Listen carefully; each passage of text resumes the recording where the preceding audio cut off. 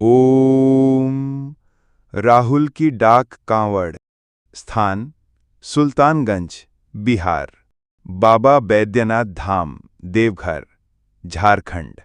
समय सावन का महीना।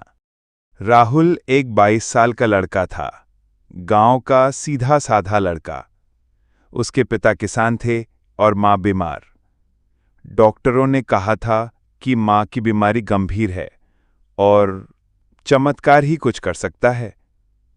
गांव की औरतों ने सलाह दी, राहुल, सावन में अगर डाक कांवड़ लेकर देवघर जाकर बाबा को जल चढ़ाएगा तो मां ठीक हो सकती है। राहुल को बस यही उम्मीद दिखी। उसने संकल्प लिया, बिना रुके, बिना थके, मैं डाक कांवड़ लेकर बाबा के दरबार जाऊंगा। यात्रा शुरू होती है।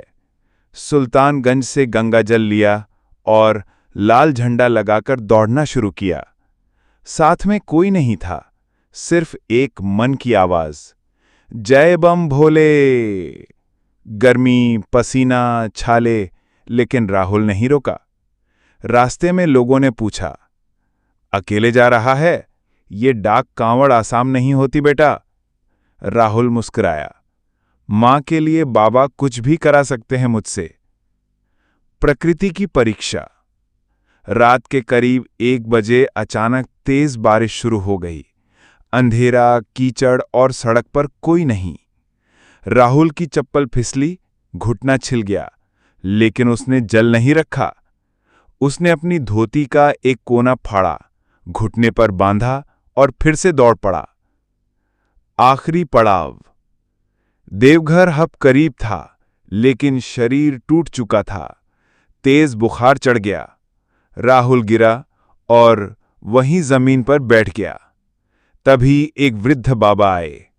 बेटा, बाबा भोले सब देख रहे हैं, अब थोड़ा और सह लो, जल चढ़ेगा तो मां ठीक हो जाएगी।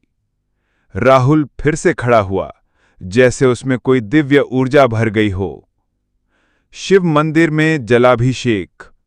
सुबह होते होते राहुल बाबा बैद्यनाथ मंदिर पहुंचा। मंदिर की घंटियां बजी और पंडित ने कहा, बेटा, जल नीचे मत रखो, सीधे शिवलिंग पर चढ़ा दो। राहुल ने कांपते हाथों से गंगा जल चढ़ाया और आंखें बंद कर ली। भोलेनाथ, मेरी मां को बचा लो। जब राहुल गांव लौटा तो सबसे पहली बात जो सुनाई दी, तुम्हारी मां अब ठीक है। अचानक उसकी तबीयत सुधर गई। डॉक्टर भी हैरान थे। मां की आंखों से आंसू निकल पड़े। मेरे बेटे ने बाबा को मना लिया। जब श्रद्धा सच्ची हो, नीयत साफ हो और इरादा अडिग, तब भगवान भी धरती पर उतर आते हैं। आगे की कहानी जानने के लिए वीडियो को लाइक और चैनल को सब्सक्राइब जरूर करें।